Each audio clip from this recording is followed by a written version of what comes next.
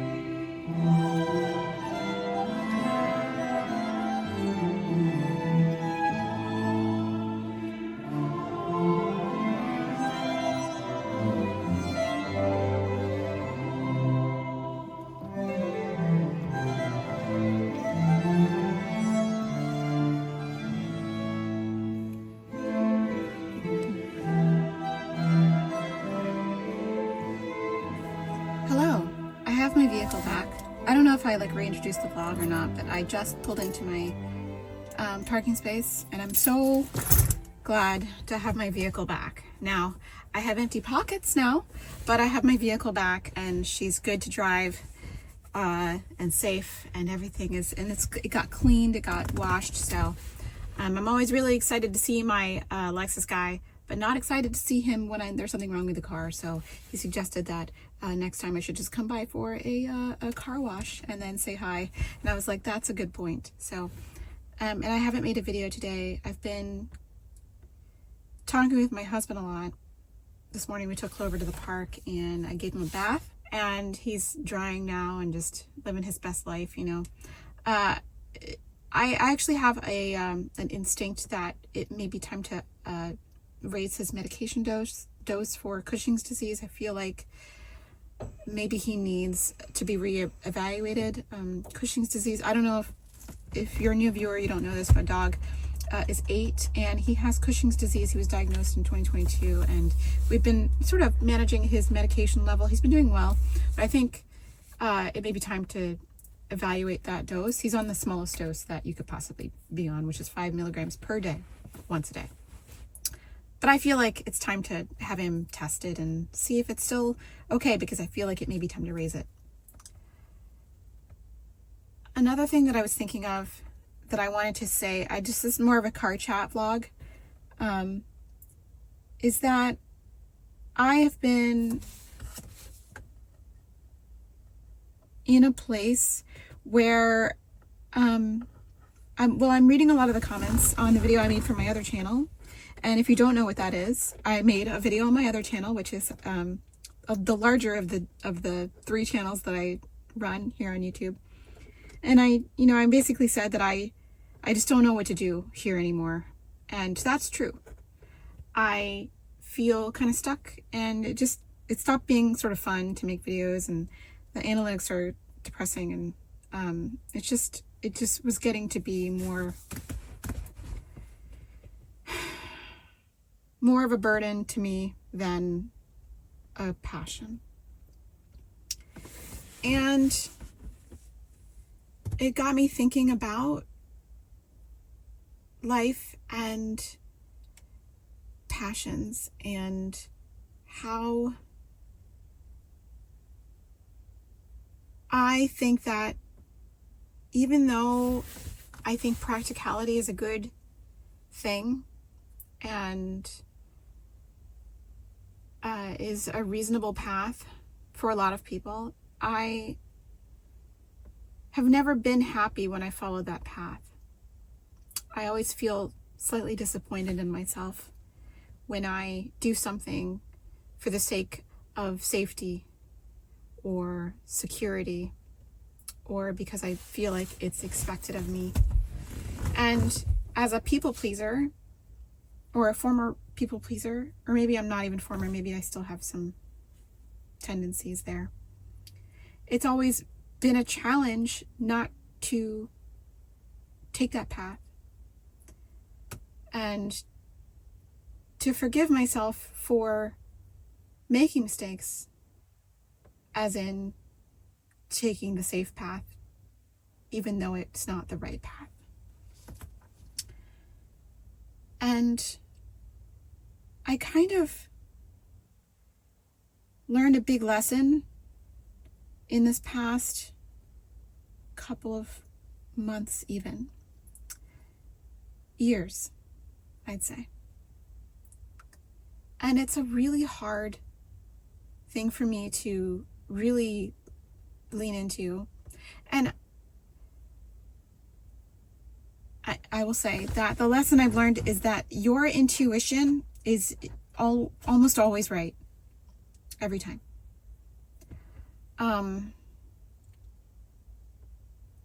There were so many times when there were two paths and I said, this is the safe one, but this is the one I want. And I would take the safe one, and it was always the wrong one. And as a people pleaser, and as like a sort of shy, sensitive individual, taking the riskier path is always so scary. And it happens so many times. So many times. Choosing to be a music major in middle school. I went to one of those like famed middle schools and high schools, like magnet schools with like arts programs, which I was super blessed. The fact that my parents found, there were two schools in my area like that. One was in DC called Duke Ellington High School, and the other one was called Suitland High School.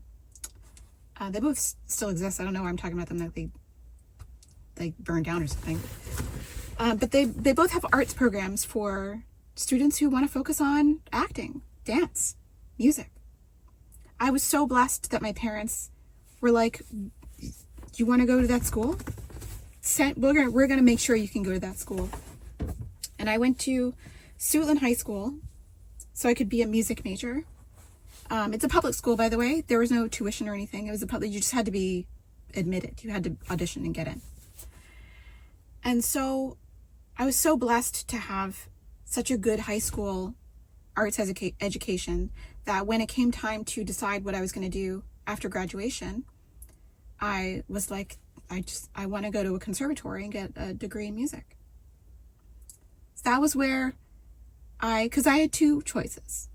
I was a good science student, and I had two parents who were in medical careers, so I felt like part of it was in my blood, and I loved horses, and I was like, I really want to do like veterinary medicine, kinda. But there were a number of things stacked against me. I had like really bad SAT scores. I don't consider myself a really unintelligent person. I consider myself a bad test taker. And so I didn't do well on the SAT. Ironically, I did worse on the English portion than I did on the math portion, which was weird.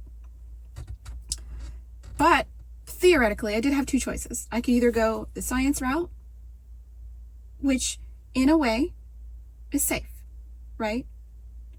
I guess depending on your ability to like do math and memorize things. Or I could go the music route, which is risky. And I took the riskier choice. Now, what came happen after I got out is another story. And after I got out, I actually bought my own horse for the first time. My parents they were like, you cannot have a pony. So I had to wait till I was an adult to like save up money, get a horse. I was teaching horseback riding. It was a whole thing. There was a whole period of my life. I kind of wish I had vlogged then too. And at one point in my relationship with my horse, I thought, this is not going well. I don't think I can give this beautiful animal what she needs. And I probably should sell her. Or, I just thought I should sell this horse. And just, ride whatever I could get on. Because it was a financial burden that I no longer wanted. And our working relationship was not good.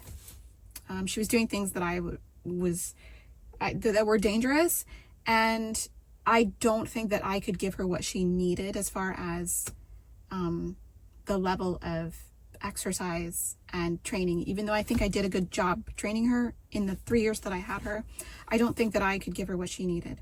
So I was thinking that in like January of 2007, but I didn't do that. I didn't sell her. I just held on. And in April 2007, we had our second accident. And this time I broke my ankle bad. I had to have surgery. It was a whole thing. And that's when I knew I should have gone with my gut before. I knew it was getting dangerous. I knew our relationship was bad. I knew something was going to happen, and I didn't listen to that part of my brain. When I decided to start my own professional organizing business, my current husband, thought it was a crazy idea. He's like, really? And I was like, yeah, I don't know. And later he admits, he was like, I thought it was a bad idea. I mean, he didn't say it was a bad idea. I thought it was a bad idea, but he admitted later that he thought it was a bad idea. And we were talking this morning, he says,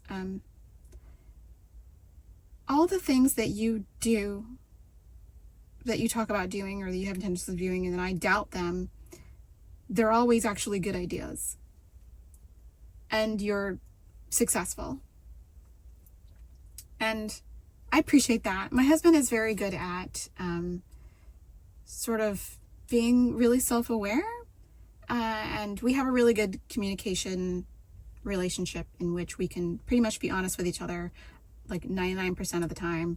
Everyone has those white lies that you tell each other, but 99% of the time, if we're feeling some kind of way, we are very honest with each other, even if it's not what each other wants to hear. And he's my very best friend, and we can be honest with each other. And he's very self-aware and always checks his own feelings with me after the fact if he realizes he was wrong. And hopefully I do the same thing. And he said, I often doubt kind of the crazy ideas that you have, and they're always good ideas. And I don't know why I do that. And I think it's because some of the crazier ideas that I have are the riskier choices. And maybe some of the riskier choices I think are more of the most interesting choices, and that I should listen more often to what my real intuition is, because it has been spot on about 99% of the time. I mean, I don't remember the 1% it was wrong, but I mean, I was probably wrong at least once. But your intuition is very powerful. I don't know. It sounds so woo-woo that you talk about your like a feeling that you have that comes from like your core that you can't describe, but you know from right or wrong that you're doing, or whether or not you're making the right choice. And as hard as it was to admit to myself, I knew that stepping away from making content on the main channel was the right choice for me right now. Because of the way that I talked about and felt about other things that I was doing that was so exciting to me. And especially when I said it out loud, when I am always surprised, genuinely surprised, when at the end of a gig they hand me a check. And it's happened dozens of times. When I'm like, I get done with the concert and I'm so excited, and like the rehearsal process, I'm so excited to be there. And then when it's over and they hand me a check, I'm always really surprised, like genuinely surprised. And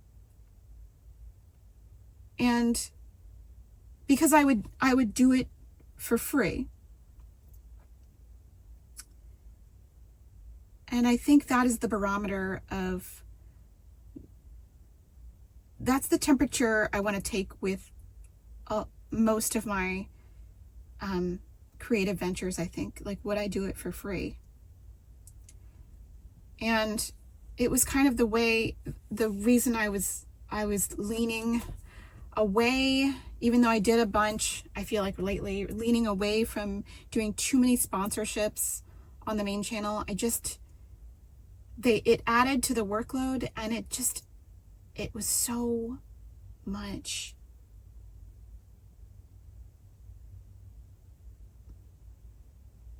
And I haven't responded to any of the comments yet. I'm a little overwhelmed, and I got a bunch of really nice messages and emails as well, and I really appreciate that. And I'm so sorry if I haven't responded to you. I need some space between that and when I sort of catch up. But every time I go through something like this, it teaches me something about my intuition and about life in general, and that there is something valuable in things you can't describe. Again, I was having a conversation with my husband this morning about how much I think that a lot of us are losing our relationship with our place in nature. We spend a bunch of time inside, and I feel like I need to get outside more. We're part of nature, and we spend so much time in our homes, and I love my home, of course, but I would like to get outside and rekindle my relationship with my place in nature. It feels so unnatural to like be looking at my phone, be on my computer. And the pandemic has been so educational for me in how intense that really feels. Like, before, we were out and it was like normal, right? And then we had to stay in our homes and like be away from people. And at first it wasn't so bad. And then it sort of became a way of life. And when we started going out again, and I got to, especially when I got to reconnect with my colleagues, I realized that the connection with other people in person is so incredibly important to your mental health, to your physical health, to your overall like well-being. And that there's such a problem with loneliness, it seems like, right now. I see a lot of posts in my feed on YouTube, and the video titles are like, I don't have any friends. I'll never have a best friend again. You know, I'm 35 with no friends. And it makes me sad when I see that. No, a lot of the posts are like, oh, I have no friends, but it's okay. You know, I don't really need friends.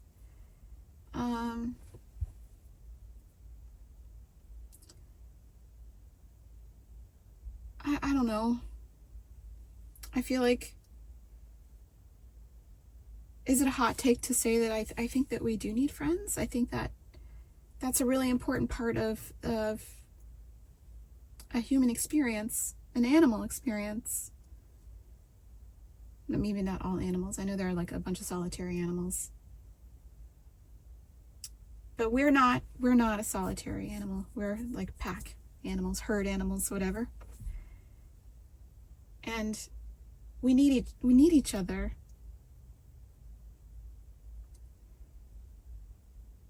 And I don't know, posts like that make me sad.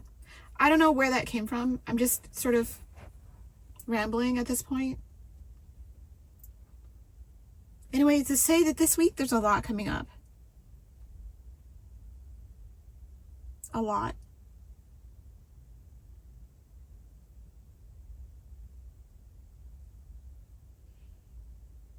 I think it's good. I think that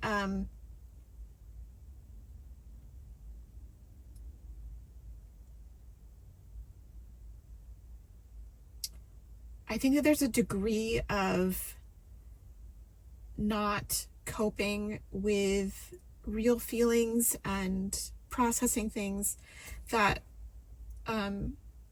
people like me don't really do. And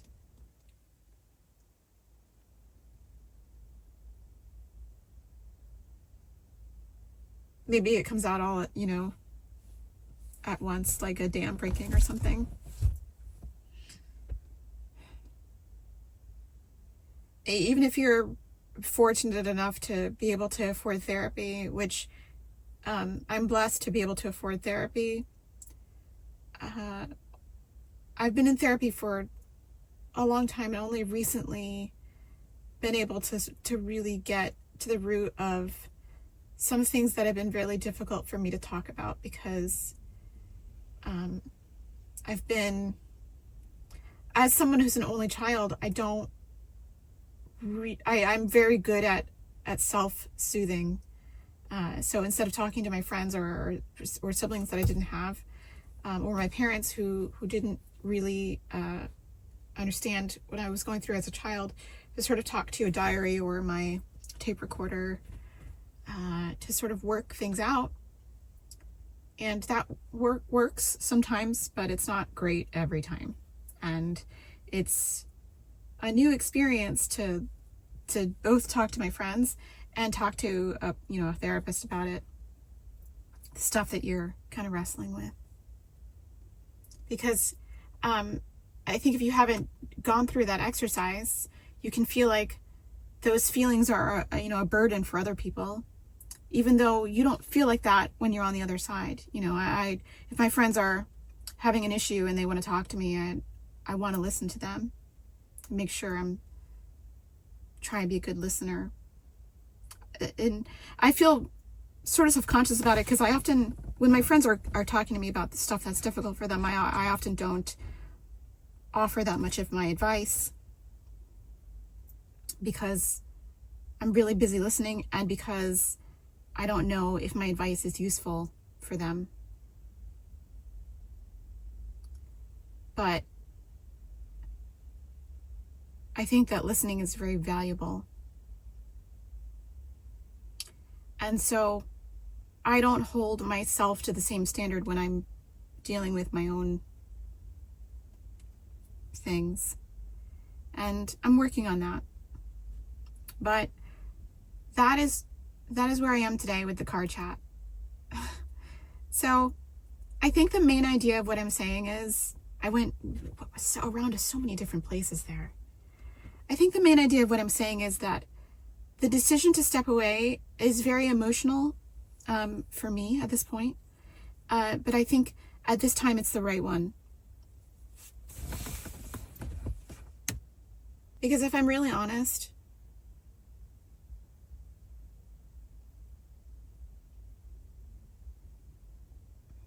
I'm overextended, and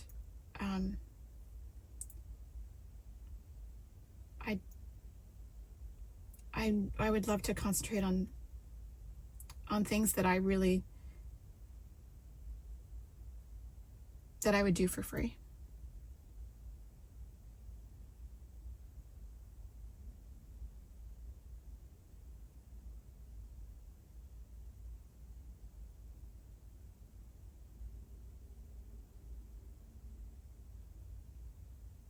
So I think a really good goal for like everybody, if you can, not everyone is this fortunate, I guess, is to aim to do some work you would do for free. If you can. And, you know, I've had a lot of jobs and careers throughout my lifetime. I'm 47. I've had so many jobs. I've had a lot of jobs that I hated. I remember one time I got hired to sell closets for a company other than Container Store. I did this other closet consulting job, and I hated it. Loved the company, loved the people I worked for. I hated the job. I hated driving around to people's homes. I hated working with a Windows computer. The software was really clunky. I hated making a bunch of phone calls. I just hated it.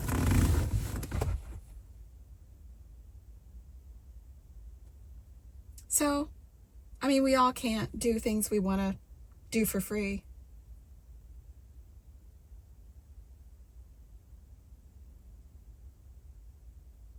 And I acknowledge that I'm really blessed and lucky.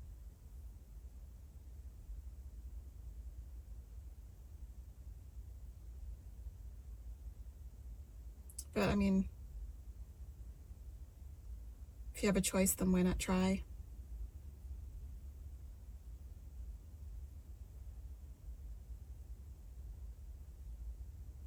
I don't know how to end this. Tonight we have rehearsal again. My voice is really tired. It's a dress rehearsal for the concert tonight. It's in Melrose, Massachusetts, where I think that's not far, but it's not really accessible by public transport, so there's like a lot of carpooling going on. So I'm going to be carpooling with one of the tenors that lives like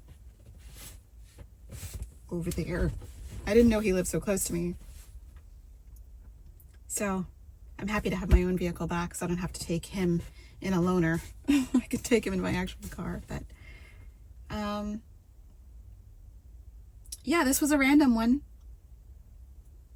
Thanks for listening. If you listened, I promise that not all of my vlogs will be this contemplative or serious. I just went to a place that, I mean, instead of writing in morning pages, I just pressed record, so sorry, morning pages. All right, I'm gonna get out because it's getting a little hot in here, but I hope you have the best rest of your day. I'll see you later.